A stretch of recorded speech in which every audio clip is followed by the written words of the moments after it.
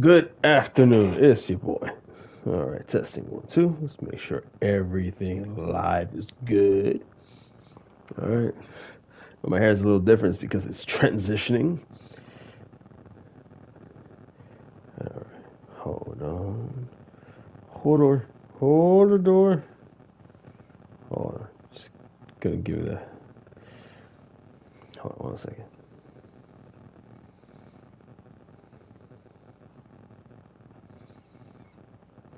All right. Mic check. Mic check. Testing 1, 2. Yes, verga. We. Just want to make sure everything's working. That's why I just said testing 1, 2 because I'm like, hey, just want to make sure everything's going. Yep, it's good. All right, 322 crew. It's your boy. I haven't slept, but that's okay. Last night work was kind of wacky, but not as wacky as the things that unfolded in this game in the last several videos. And I don't think I usually ever dive into a game real deep into it within a few consecutive days, unless it really pulls something where I'm like, whoa. And surprisingly, Doki Doki Literature did that. I didn't think it would. My expectations were actually like, I just had no idea the mess I'd get myself in. So there's that. And but before we go there, let's go to the side stories and go to the stories that I had not explored throughout the playthrough. I almost feel like I should have gone here first before anything, but it's all good because this will give us a little lore explanation on other things that led to the shenanigans. So we still got some Sayori Monica stuff that we still have to look at. All right, so let's see.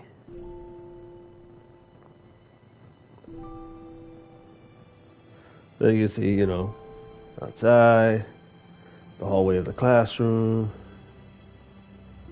the stairs. It looks pretty cool, actually. Yeah, I almost feel like I should have watched this before we dove into the game to begin with. Okay.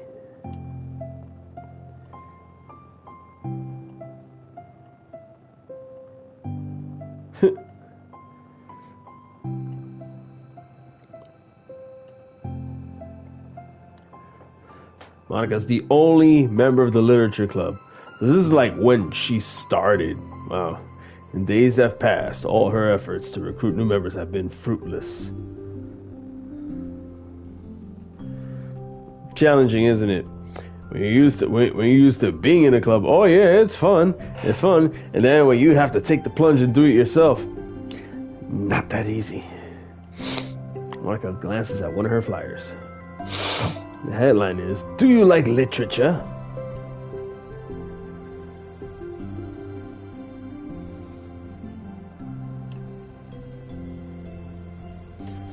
She had the idea. Monica rests her head on her desk, deep in thought. Before she realizes it, the recent nights of staying up too late start to catch up to her. It's so quiet, and the noise of the air conditioner is soothing.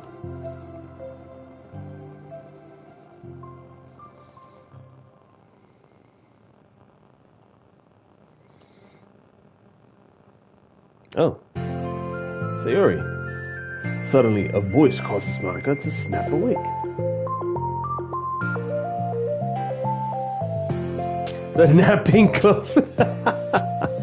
Monica pauses, suddenly embarrassed to admit that this is, in fact, the literature club.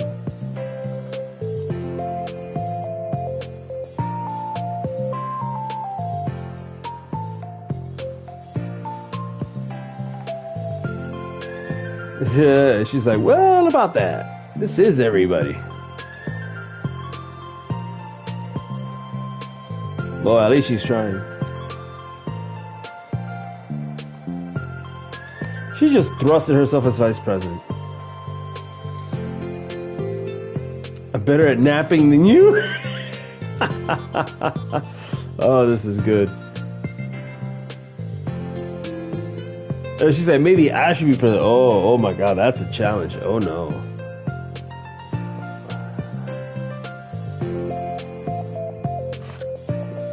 So just from the bat, you could tell that Monica, despite her looks, not very confident. Amazing how Sayori, despite her issues with the illness that is depression, is far more forward thinking, so to speak. And she's been trying hard, but, you know. Oh yeah, it sucks to not be taken seriously. Yep.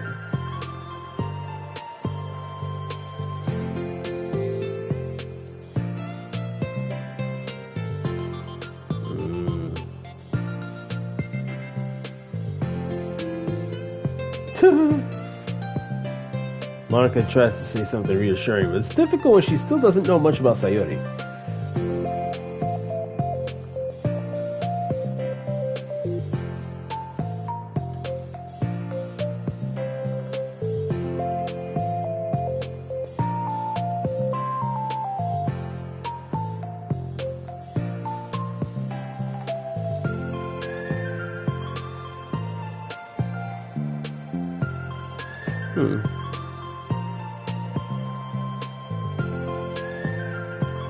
Really, you know, getting along, okay. Monica glances at the flyer on her desk and realizes that her name is already written on it. Oh, what do they do first? Okay, try some ideas, okay.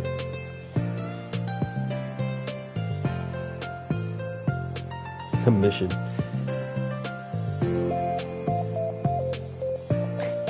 As we ended up learning, you know, from Act 1, the reason she's so bent on making everyone happy is because it's, to some extent, if you want to put it this way, kind of a dopamine effect, or a sense of self-validation of her existence.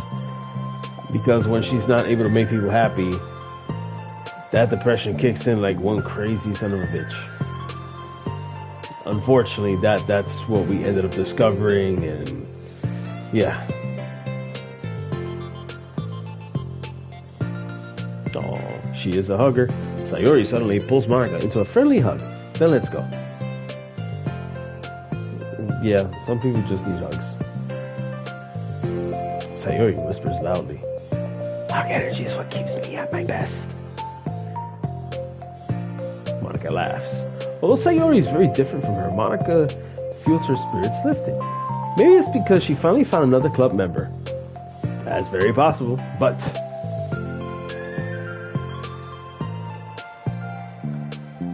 okay.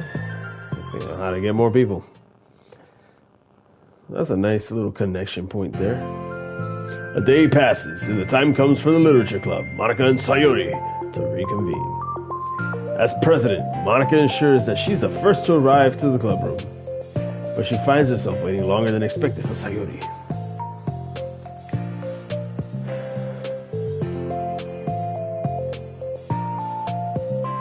Uh-oh.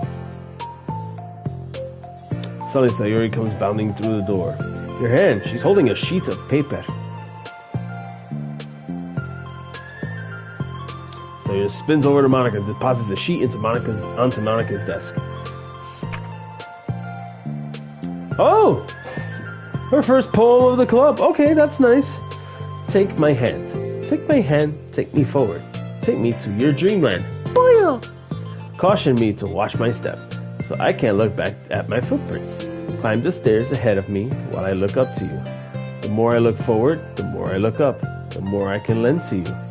If you can trust me to follow your pace, I'll trust you to set it. If you can trust me to lend you a smile, I'll trust you to return it. Take my hand, take me forward, take me to your dreamland.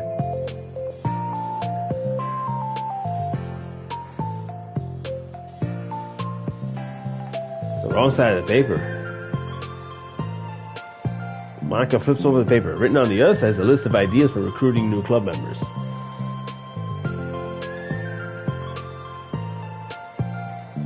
That's where the poetry sharing idea thing got implemented. It started here with Sayori and Monica. That's pretty cool.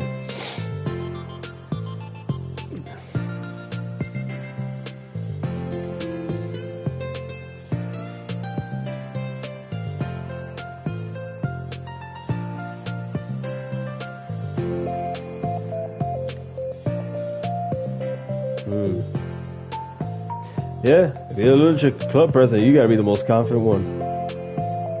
You gotta believe your own bullshit till it's no longer bullshit.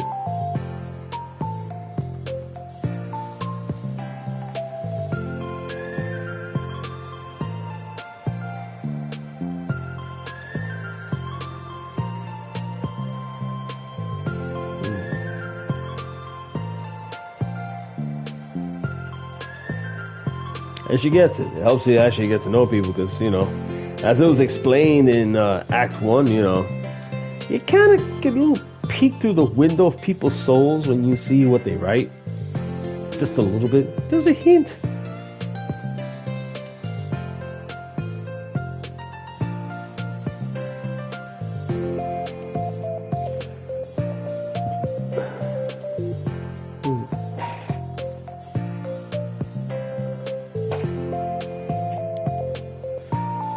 All right, recruitment brainstorm. Come on, people. Do what you guys actually reconvened for.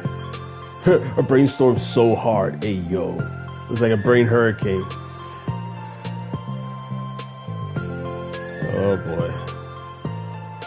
Ooh, natural disaster. Careful with that. It might hint at something.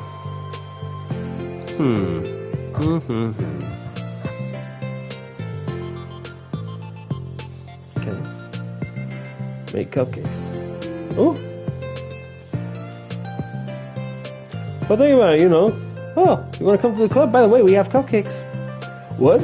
Snacks? Sure.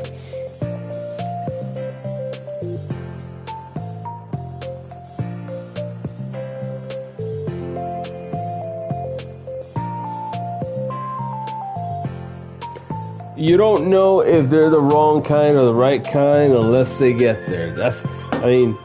Think of it as a form of pre-qualification before actually having a whole bunch of club members. For example, you got 20 people coming in because you have free pizza or free cupcakes. There is a possibility that maybe like half of them will stay and the other half don't care. Well, you won't see them again. But you're bound to actually have some people come back for some more, cupcakes or not. But it's a good way to, like, you know, provide them so they can actually get to know what the club's about and then all the fun stuff. And then it gives them a chance to actually see if it's interesting for them or not. And, you know. Oh, Monica's anxiety is showing. You're not, oh my God, Monica, you're not going to know this unless you try. Hunt for people reading books. I mean, that could be, iffy, maybe. It could be a 50-50 thing if I was to say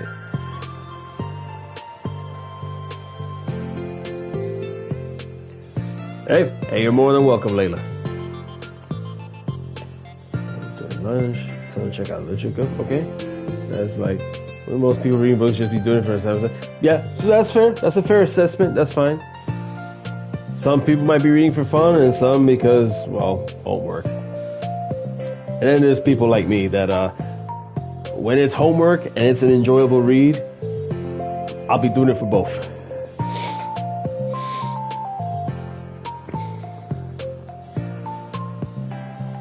No need to apologize.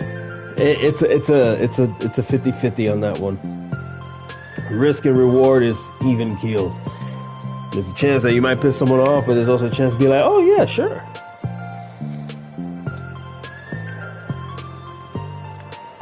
Yep, hand out flyers, yeah.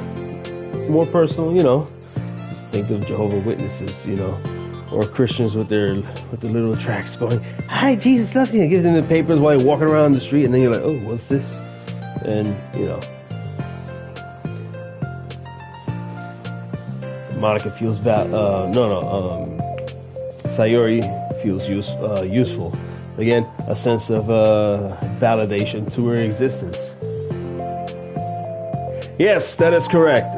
That's why, as the title of this video, it's a post-game thing, because if you go through my channel, I actually have the playlist of the whole playthrough that I did. And right now I'm just doing basically the backstory stuff I missed, just to kind of like, just to check what I missed in terms of the build-up.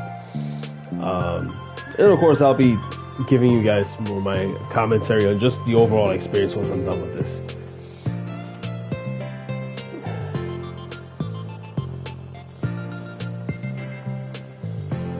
Yeah, how to better engage people. Yes, that's important. What club activities? I guess it's supposed to be my job to... Yes, Monica. Vision for the club. Alright. Now you got a role play. Here we go. Alright, thank you, Layla.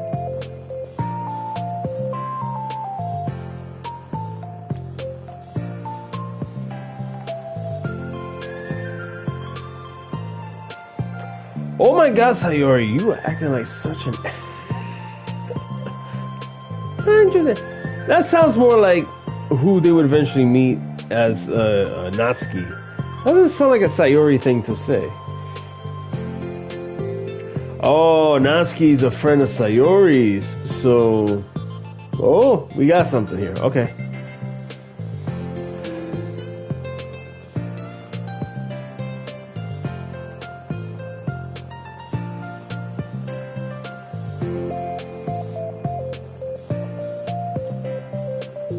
Why is this so hard?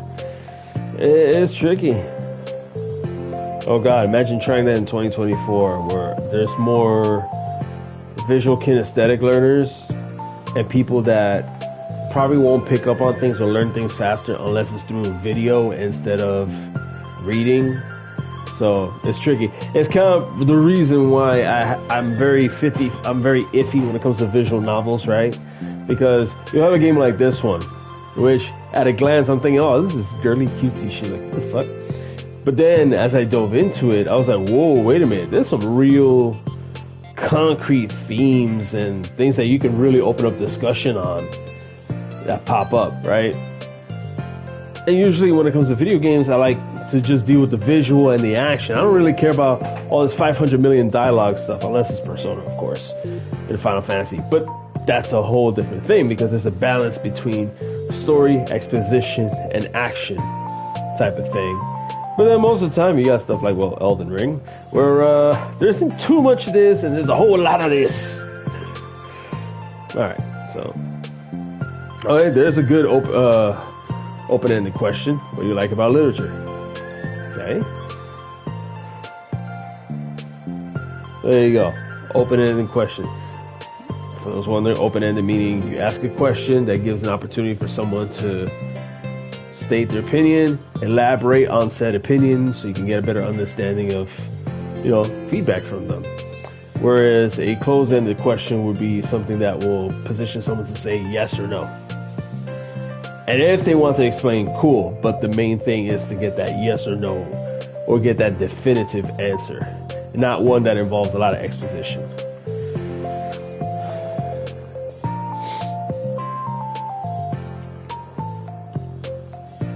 Yep, she gets it. Hey, Moon Girl. Alright, so how do we get that across to people? That's alright. Well, you think you don't know what you're doing?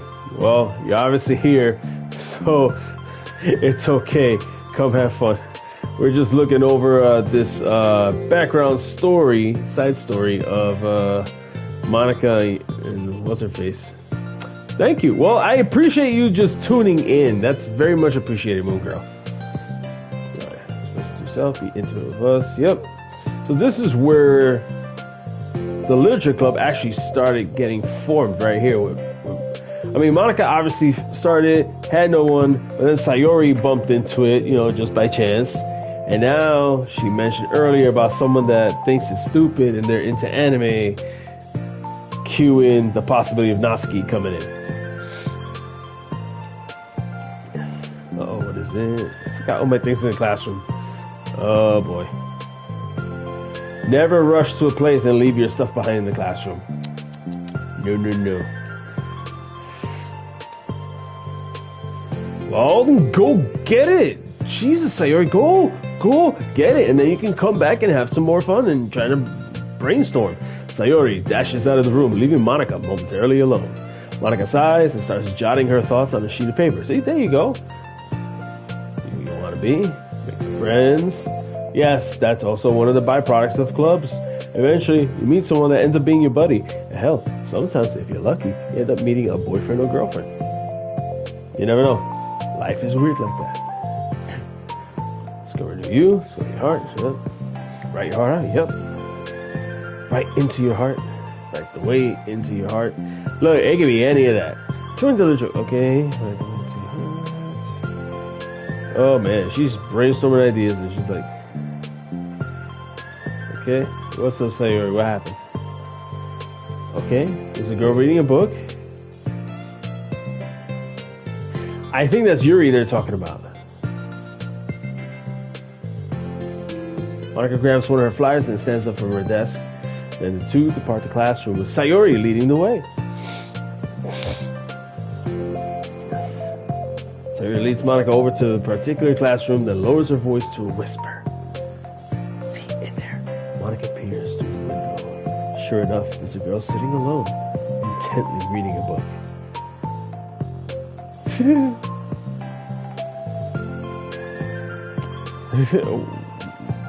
I mean, look, Monica takes a deep breath and timidly enters the classroom.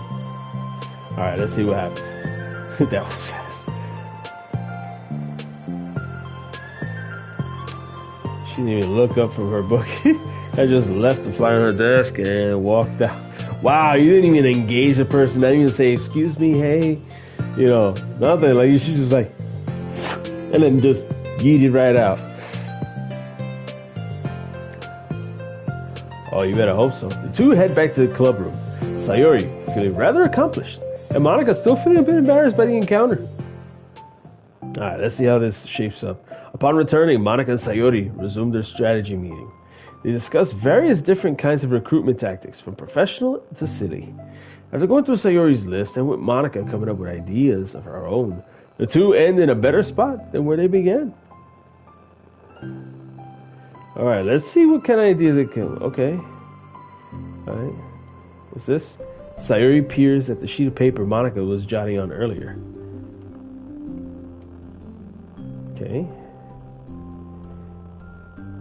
Oh, she thinks it's cute. Okay.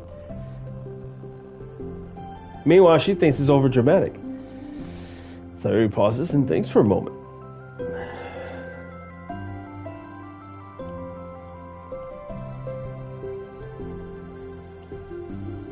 I was afraid of doing something wrong.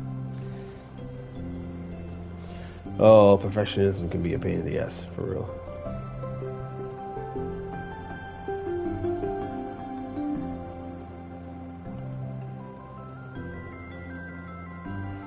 It be like that sometimes. I mean, I get it. But sometimes you just gotta be like water, man. Just, you know.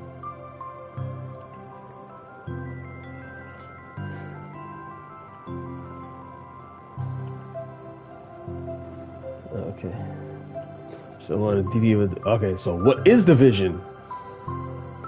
Monica pauses to think, then shakes her head to herself. She sighs. She doesn't know what the vision is, so she's still trying to find a way to really make sense out of making this club.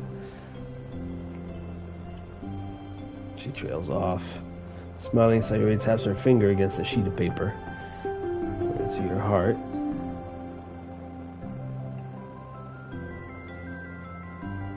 Make the club that you need the most out of anyone. You're the one who knows yourself best, of course. Okay. Monica returns Sayori's smile. Sayori nods, and the two remain silent for a moment, lost in thought. The only sound is the steady whisper of the air conditioner, and the only movement is the afternoon sunlight trickling its way in and out the moving clouds. Sayori breaks the movement with a big yawn. Oh yeah, it's time to go home, kids. This meeting is officially over. Okay. So he beams and grabs her things. Okay. Oh, she just wants some alone time. In other words, she wants to sit here and think some more. Sayori waves enthusiastically at Monica. Okay. Monica smiles and waves in return. Sayori spins her way out of the club room. All alone, she sighs to herself, takes a minute to zone out. She wasn't prepared for the self-reflection encouraged by Sayori, but she decides it was something she probably needed right about now.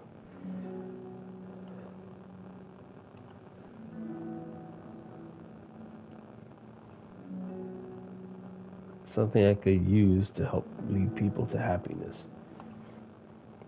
And literature is the key to that. It's the window to the real person inside us. There you go. See, she got a little something going on. She got something to formulate together. Underneath the person who's always forced to always smile and blend in. The person who's forced to be perfect. Oh, that's making her thinking about herself right now. Monica suddenly notices a folder on the floor by her desk. So we leave this behind. I hope it doesn't have her homework in it. Worried, Monica opens the folder to check. Poems. It's a folder of poems. Well, we're going to read some more and learn some more. Become the flower. A feeling of joy is a flower plucked from the ground. The color, the scent, it's so pretty in my hair. Every day I pluck some flowers, as though they grew just for me. Lifetime of peace and nourishment, yanked away in an instant. All for me, all for joy. I need more. I need more joy. I need more happy. Pluck, pluck, pluck. Every day, pluck, pluck, pluck. So pretty in my hair. Pluck, pluck, pluck. I'm going to die, and you too. So this is telling us something. Telling us something that, from the get. I think if we had done the side stories first and then jumped into Doki Doki, I think we might have seen the foreshadowing ahead of time of what eventually we got to see. Beneath my feet, a flower stands alone. It beckons to me.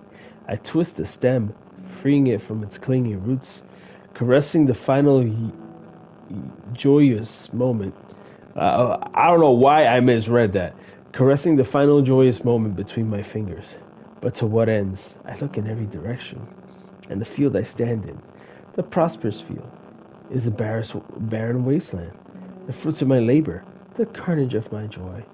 And that is why I've decided I must become the flower.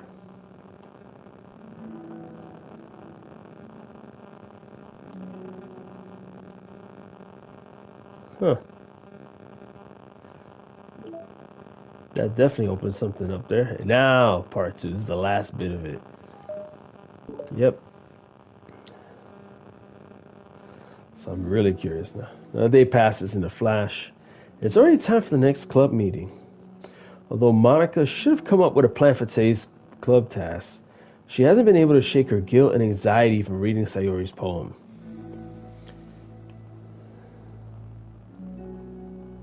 I mean, Monica, let's be real. I mean, when you're club president, you're going to be the center of attention, whether you like it or not. Okay. Yeah, so she, in reading that poem, just realized, dang, this kid is actually going through depression, and she's just masking it with all this happy-go-lucky stuff. Which is probably why a lot of people that have, in my observation in life, when you see someone that's super crazy happy, it's actually a mask of how they're really feeling when no one's watching. And usually that assessment isn't all that far off.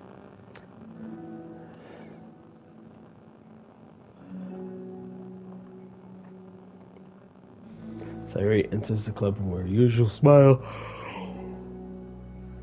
But upon seeing the downcast Monica, her smile quickly fades into an expression of concern. There we go again. The people-pleasing thing as a dopamine effect to compensate for her depression. Which is kind of rough when you think about it.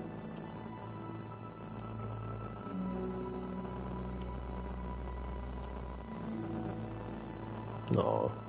Monica shakes her head.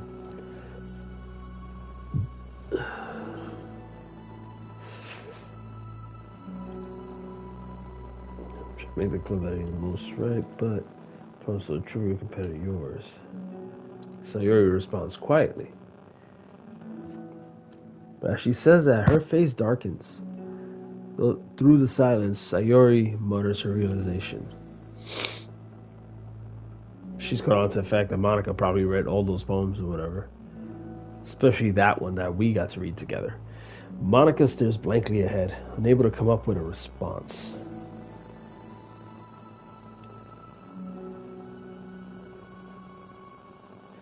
Yeah, again, it's kind of opened the door to her, but not in the way she wanted because, you know, she wants to, the people pleasing is a dopamine effect to help ease her depression to an extent, which is why she's always late coming to class, which is why she's always, woo, sunshine and rainbows.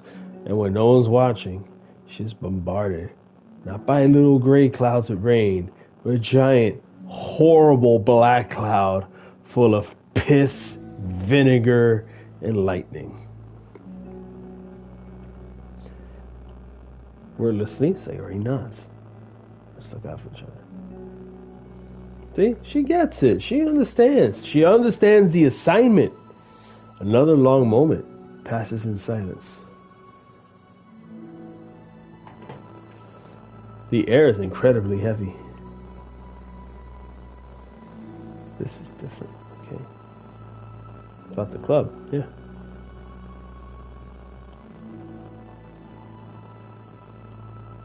See, here's the tough part. Like when it comes to learning about people, it's the fact that there does come a point where it's like, you enjoy stuff about each other and everything, but then there comes a point where you gotta talk about the hard shit. The stuff, the very uncomfortable, uneasy stuff. And that's something I usually like to incorporate a lot of times when I live stream. Definitely something I did a lot of when I was live streaming Dark Souls 3 and even Elden Ring with my best friend whenever we were live streaming on Twitch, everything. Of course, some of that got edited out, when I did the post live stream edits to then upload it here on YouTube. But usually whenever we live stream, we talk about some real shit sometimes, and sometimes that stuff, can be fun and we laugh, and then there's some things where it's like, ooh, yeah, that's some tough, heavy shit. And the reason why Sayori, again, wants to focus on the happy and the super positive is because of the darkness that she has to face in the mirror when she gets home. And it really comes down to the fact of her having, living with depression, which is, something that usually, sometimes, and the weird thing about depression is the fact that it can come and exist in different forms with people, and it can vary wildly. Some of it could be just due to trauma from a very negative experience, or multiple negative experiences over someone's lifetime, and eventually it just creates this black cloud that just hovers over you and is messing with you on a consistent basis to the point where it affects your brain chemistry, it affects your body language, it affects how you tackle your day-to-day, right? And then there's some people where the very reason of the existence of the depression is very situational, where it's like they're only constantly feeling like this because of something that's currently on the ongoing in their life. But then if you remove that, then you actually see whether or not that, it's a actual biochemical thing going on in the brain, which is real, it happens, or if it was just the situation itself, right? So again, depression goes into different directions and then also likes to hide itself in different ways. So, I mean, look, if I'm going to get real about it, there was a lot of that. There was a lot of inebriated folk in church growing up back home in New York. And what I mean by that is a lot of folks highly devoted in the Christian faith, very devoted to a point of hyperfixation of being in church for hours on end, sometimes going to church way more than they actually spend time with their family at home. They focus more on church than they do on their schoolwork, so on and so forth, thinking the good Lord's going to help them magically get A's. You know, that's not how it works. You can go ahead and cue the Charlie Puth song. I don't care. Uh, um, but then behind that, once you peel back the curtain, you find out that a lot of these people, they're very fixated and very passionate about what they believe in because it is their copium. I'm not saying everyone, but a lot of people, it ends up being the copium. Whoever said religion is the opiate of the masses, I actually disagree with them. Not because of that. I mean, don't get me wrong. For some people, it is pure opium. It is an opiate. But for some people, it's not the opiate of the masses. It's more like the copium of the masses. Because some people, they devote themselves to their faith and their spiritual belief system because it's the thing that helps them cope with the existence of life. But in this case, with Sayori, it's about making people happy because that's what makes her feel fulfilled in her otherwise miserable existence. Then she's trying to address the fact that Monica, trying to challenge the self-centeredness, but the self-centeredness is due to the lack of self-confidence. And that lack of self-confidence, when faced with a situation where you have to be confident, assertive, but also try to be mindful of others, well, anxiety comes knocking in the door. And there's that. And if you've seen Inside Out 2 recently on Disney Plus, you kind of get a good glimpse of what anxiety looks like. And boy, is that one crazy little bastard. Monica massages her forehead, struggling through the frustration of such a paradox. In other words, she just got a migraine from this. It's understandable that Sayori isn't ready to share certain things, and that's fine. But as unfair as it is for Monica to pry, it's also painful for Monica to force herself to ignore the needs of her friend. All right. Now, this is interesting because later on, when we actually engage the story, and some of the crazy dark things that go down, they point to the direction of how, despite this learning experience that's being presented to her through Sayori, she gradually and subtly and then eventually overtly runs her way towards being selfish. And as you see certain things unfold, that selfishness goes from like this little thing in the background through a wallpaper to where you're trying to make a decision. She's like right here. It's wild. So she apologizes for looking,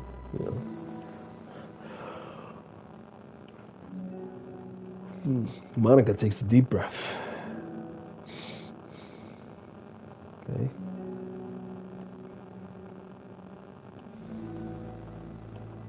Okay, makes her promise something. Monica pauses to collect her thoughts. This is the literature club.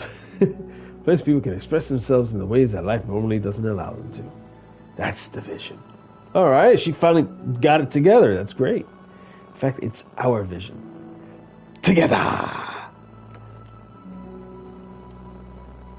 You promise me you'll remember that too. I'll be right now, but I want you to be here when you need it. For you when you need it. Sayori smiles gently. I promise if you promise. Unable to help it, Monica returns Sayori's smile. As the conversation closes, the mood in the room is lifted.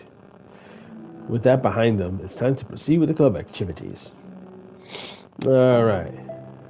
It's all about poetry. Okay. Meanwhile, she's like, wait, what about recruitment?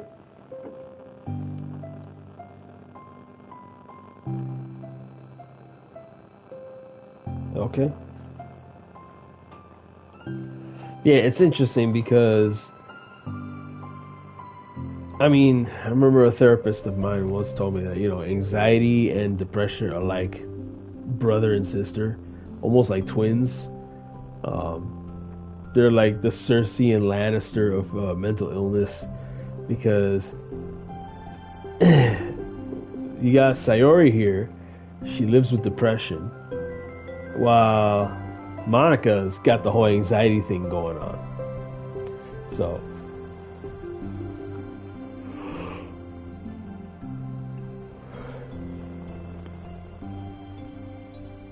Okay. Wait, what's going on? Oh, okay. Alright, but it's not like I'm Scott or anything. Okay. That was weird.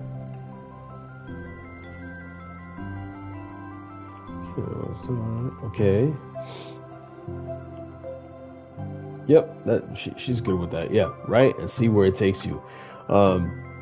That's pretty much the whole premise of my approach when it comes to writing, usually.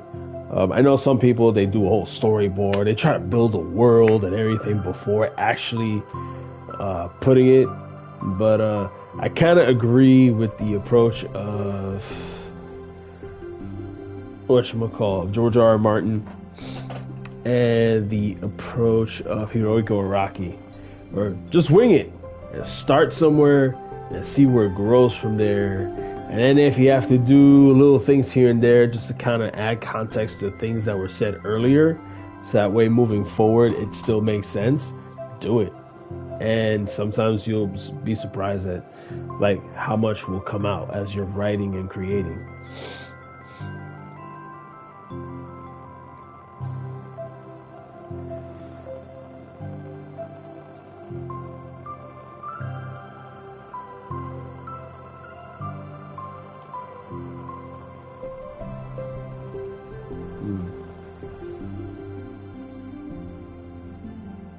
Yep, see, Sayori got the idea. She gets it. She's awesome.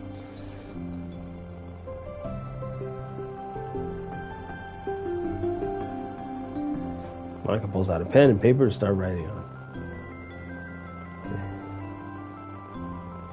Alright, see, you don't want to call yourself an idiot. That's negative self-talk right there.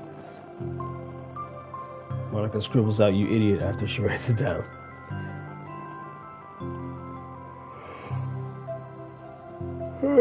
But point is that you're not supposed to police your feelings.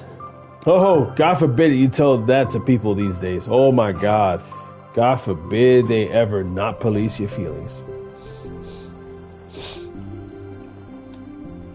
Underneath the scribble, Monica rewrites, "You idiot." Her words stare back at her. Yeah, you bet they're looking at her like, "Excuse me, bitch."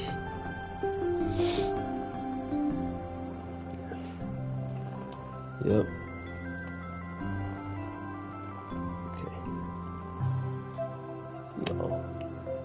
Monica continues the exercise, jotting down her thoughts.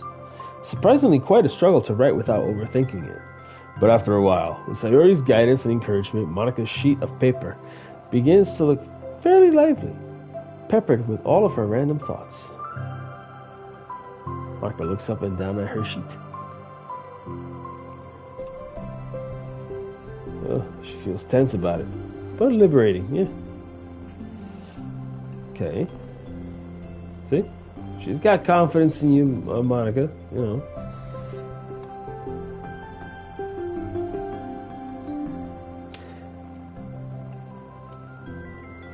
Sayori beams. Yeah, she's kind of got a point with it. Like, there's some people that, like, they have to put in a tremendous amount of effort, a tremendous amount of work in order for them to be good at something that, you know, they're working on. And then there's some people, they're just naturally good at what they do, where they sometimes literally produce zero effort and yet end up with the most awesome stuff they've ever written by just not trying. But then when they actually try, it's even better. So there's that. All right, they want to try working on a flyer. Okay. Monica and Sayori proceed with their work. Each passing day, the two of them become more confident in the club. Not simply from the recruitment planning, but from their vision as well. As their bond strengthens, so does the essence of the literature club. Finally, they begin to truly feel it's only a matter of time before they find more members.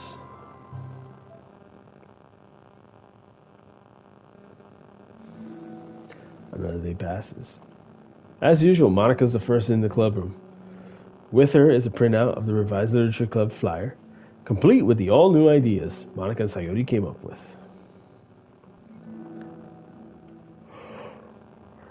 Oh, yeah.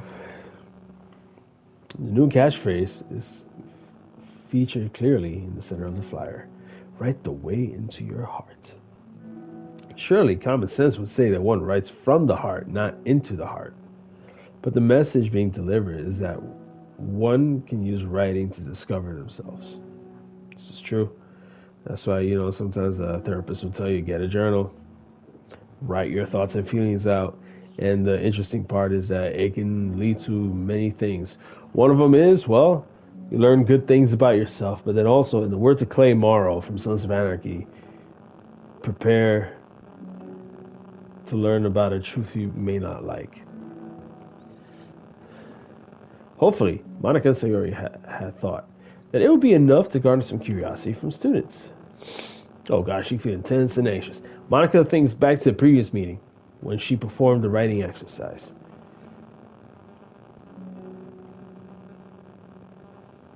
Oh yeah, he's kicking in on her because she's like, again, her perfectionism, her need to have to be so perfect with everything. Oh yeah, that's anxiety like sticking out.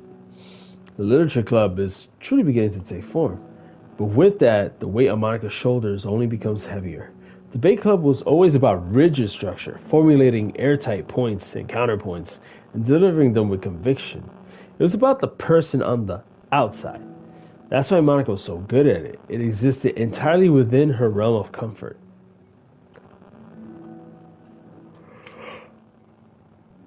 So now that she's in more of a sandbox situation with a literature club, it's like, ooh, I can't get away with doing things that I did before. I can't really pull it off doing it this way. Monica pulls out a sheet of paper and grabs her pen. She presses the tip of the pen firmly against the paper, but her hand doesn't move. Instead, a tiny blot of ink collects around the tip of her pen. Monica lifts her pen and stares at the little blotch. For some reason, she feels compelled to run her finger across it. As she does so, the black ink smears across the paper, ruining Monica's canvas. Out of spite for herself, Monica presses her pen down once again, letting the ink collect. She creates a second smear on the paper. Monica writes, "Ugh, that's what I get for seeking perfection. A stain." Monica slides the paper away from her and puts her head down on the desk. Oh, yeah. You're trying to get creative with your writing and you can't produce anything? Oh, Lord. The air conditioner seems louder today. Hi. Monica hears Sayori approach the desk and stop for a second, probably reading the piece of paper. Then she sits down in the adjacent desk. Oh, yeah, she having a rough one. She having a moment, Sayori.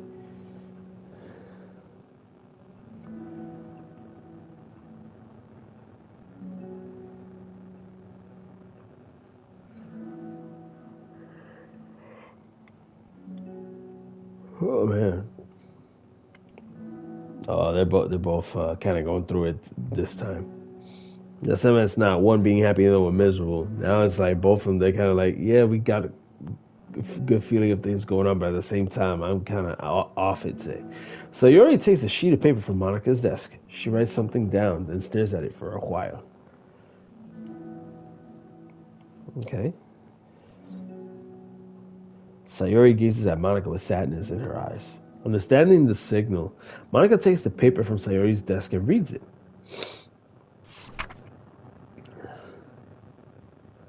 Sometimes I want to die. Well now, that's quite revealing, Monica. No, that's Sayori.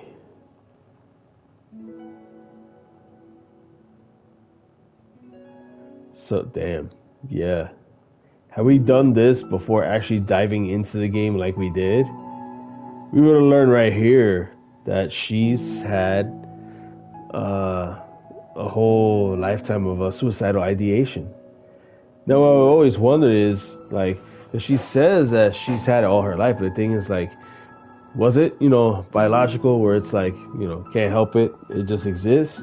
Or was there trauma in her life that led to where she was constantly feeling this sense of suicidal ideation?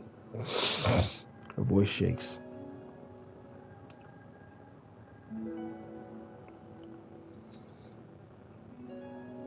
Oh man, she's crying too, so it's really, yeah. Sayori takes a deep breath, trying to steady herself.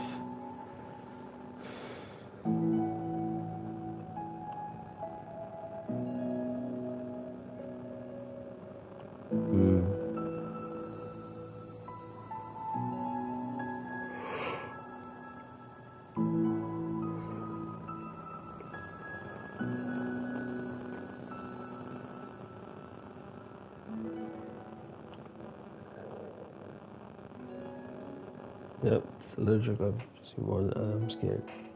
At those words, Monica stands up.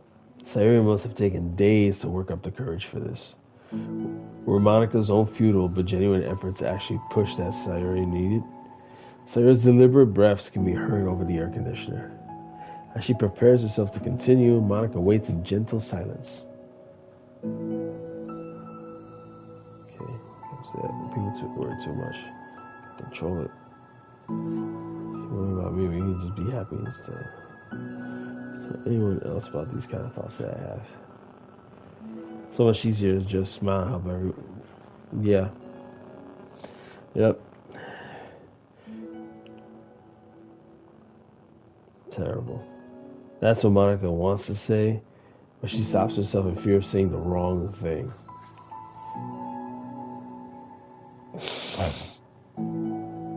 Yeah. Oh, you know what? I feel this, Sayori. I really feel this, and I'll explain why. Because there's some people that the minute they find out that you're not all this super honky dory dude, and in reality you're like wishing you could just drop dead any minute the moment you fall asleep. Oh, their attitude towards you changes. There's some people, they'll only interact with you when you're miserable, but when the moment comes that you're not miserable on a daily basis, it's like you don't exist. And it's almost like they're inadvertently almost taunting the possibility of the cycle continuing so that they have a reason to still interact with you. And yeah, that's kind of fucked up. Just saying.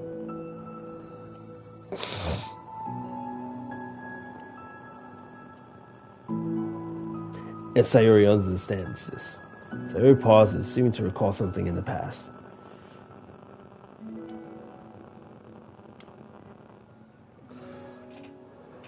And people look inside my head doesn't bring happiness to anyone. See, you would infer that maybe she's second guessing being in the literature club as a result. But then again, the reason she doesn't second guess it is because, well, in service to Monica, she can make Monica happier, whereas that case fills up her bucket of happiness. Yeah. Sayori pauses again, her solemn expression making her look almost like an entirely different person.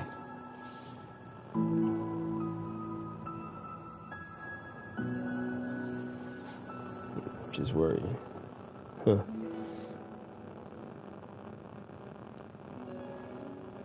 Okay.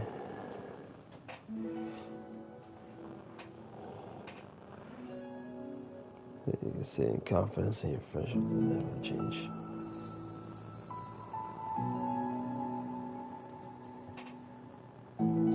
Monica feels a tightening sensation in her heart. A feeling of connection as Sayori's emotions radiate between them.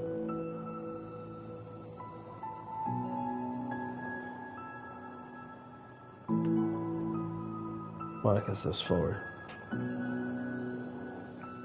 Oh, so cute. Wordlessly and without a smile, Sayori rests her forehead on Monica's shoulder. Through their contact, Monica can almost feel the torrent of thoughts swimming in Sayori's head.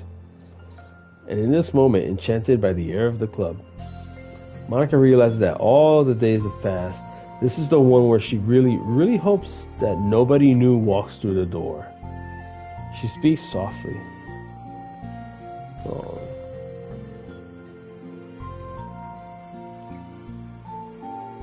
Sayori's breath begins to quiver.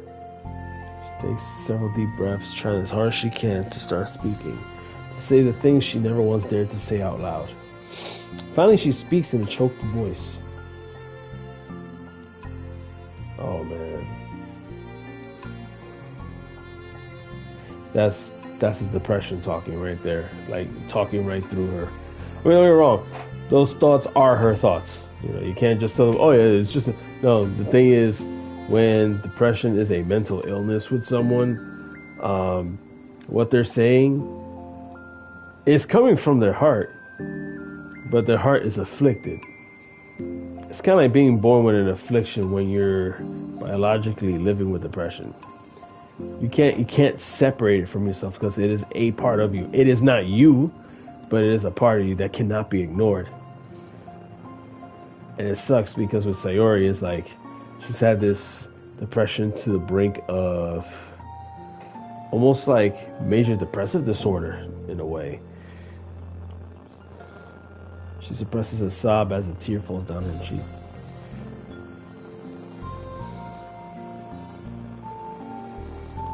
Yeah, that hits hard, man.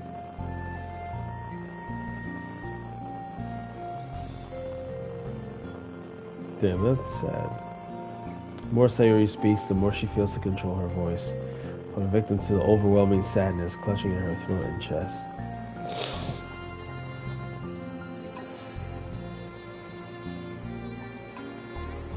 Damn. As soon as Sayori loses her composure, Monica becomes determined to keep her own. She only wants to be what Sayori needs right now. So she won't let any sadness show. Voice comes through as soft and gentle. Alright, so this is tough because people that struggle with depression, they tend to always feel like they're a burden to someone else and that they'd be better off if they just fell out of the face of the earth, or if they, you know, like, I get this. It sucks when day to day someone's living feeling this way, like no one's done anything to them, or like this does happen, and I've been through this where no one's done anything wrong to you, no one's done anything fucked up to you, no one's like looked at you at any certain way to make you feel inferior, and you just feel like shit for no explicable reason measured by science in any way, shape, or form. You can have all the vitamin D in the world from being outside and exercising, or having a good diet, or having a job that pays decent money, living in a very decent living situation where a hurricane's not going to blow your darn house down, or your lights aren't going to come off, or you don't have to worry about, you know, like, and you could be someone that has all the things they need to never lack and still be effing miserable. And to know the fault of their own. And it really sucks. And then the to cap that all off, those people that are afflicted like this tend to be some of the most wonderful friends and wonderful people on the planet. You know what? Best example? Fucking Robin Williams, man. Robin Williams. Who didn't love that guy, man? He was funny as hell, very down to earth, kept it real, but in a comedic fashion. And as soon as he found out what was happening to his body, depression just started eating away at him, and then eventually he committed suicide. And we all know how that played out. We know how we all feel about it, so yeah. Monica offers a few words of comfort, but she knows, Sayori said it herself, that the thoughts Sayori experiences are ones that don't belong. Monica can't magically make them go away. The most she can do is help Sayori battle them, like any good friend would do.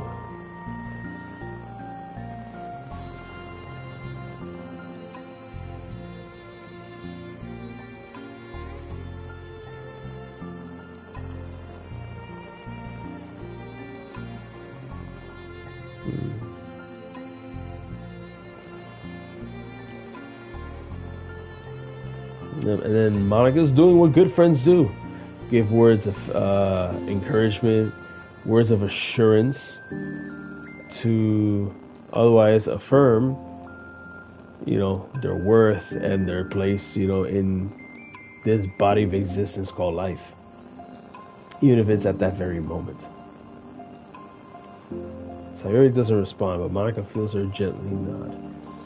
No more words are needed between them.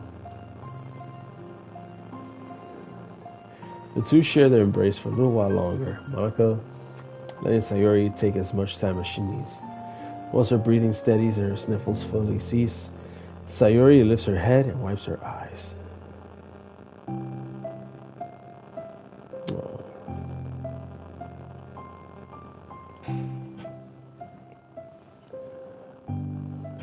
Okay.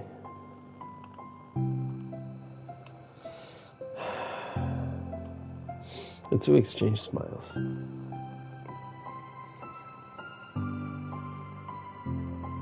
Interesting.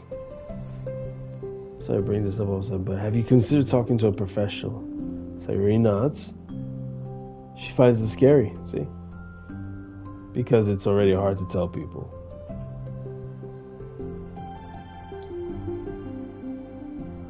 It's always a choice, but if you're ever looking to find courage for it, I can do my best to help you. So I'm wondering, when was the point that Monica started becoming from anxious to psychotic? That's what makes me curious about this. Sayori suddenly yawns and stretches. Oh, yeah, I know that feeling.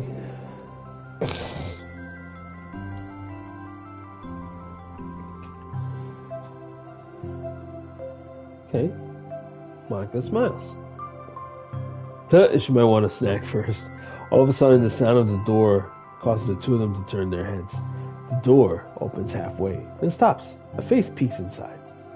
A face that seems familiar.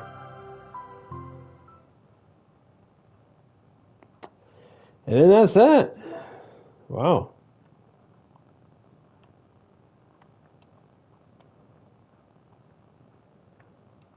Alright, so you got... That must be all of it, yeah.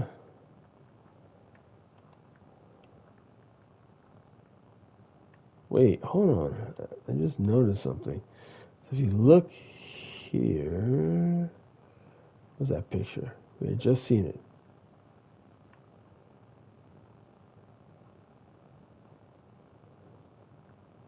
Okay, I thought I might have been going crazy, but I thought I saw something that was connected to it somehow.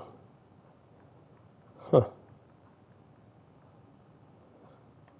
Alright. Of course, all the music. So now we have, well, more music than before.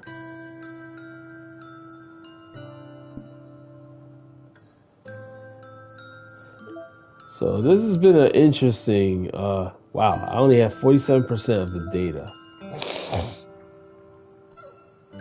And if I wanted to restart everything, all I had to do is press this, and we can restart the entire game all over again, and see if we can get all the rest of the info, and then, you know, do the thing. Which I'm not going to do that to you guys, but,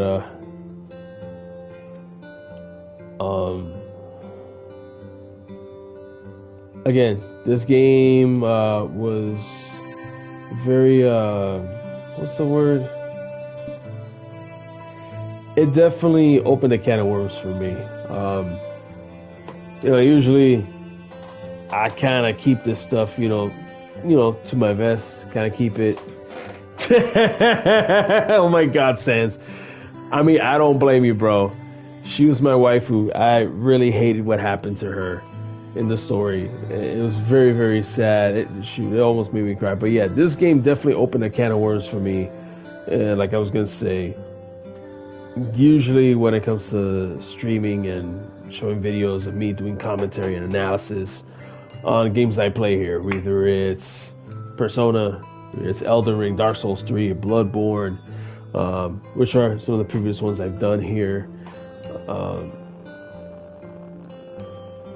But then there comes a point where it's like, you got a game like this where it's like, you know what? This opens up a very real spot where I can't really stay in character anymore. It's like, it's kind of like when the proverbial mask just falls off, or it's like, I can't be just, you know, who I am on camera. No, now you gotta get the whole me, and it's like the whole enchilada. Now it's like, Yeah, there's no turning back from that. So don't be surprised if in future games that I stream and do analysis and stuff, we kind of get a little more real here at Round 322. But yeah, I just want to give my thoughts on that. If you haven't played this game and you have no problem with engaging the whole issue about mental health, self-harm, self-deletion, so to speak, and other things of that nature. If you have PlayStation, the game is free. I sheet you not. The game is free right now on PlayStation Plus for this month of October. So if you ain't got it, download it now. Go for it. You can't go wrong. If you have PC and you got Steam, guess what? It's free there anyway. So wherever you can get your hands on this game, it's the one visual novel that I think it's actually important because it really does open up a very real conversation. Like, I know this game released over 5 years ago and it was the thing back then. Now it's not really trending, but when I go back and actually sit down with this, it's just real. It gets raw. It's very kind of makes your brain start jogging a little bit. And I will go ahead and make a shout out to my boy Venomous Society for recommending and challenging me to go ahead and stream this game. I just didn't think I was going to do it in the fast pace that I did. Like, literally, I did the whole game this week. I knew the gameplay was shorter than, like, the average video game I play. But still, you know? But, anyway, guys. Round 322 is signing off right now. If you enjoyed this, hit the like button. Subscribe here at Round 322. And then not only that, while you're at it, if you want to see the rest of my analysis and my reactions through playing this game here on Round 322, got the Doki Doki Literature Club Plus playlist, and I got it in streaming order so y'all can sit down and enjoy it, or enjoy watching me burn my dread. So there's that. So love you guys. Take care. You have a wonderful day. Sayonara.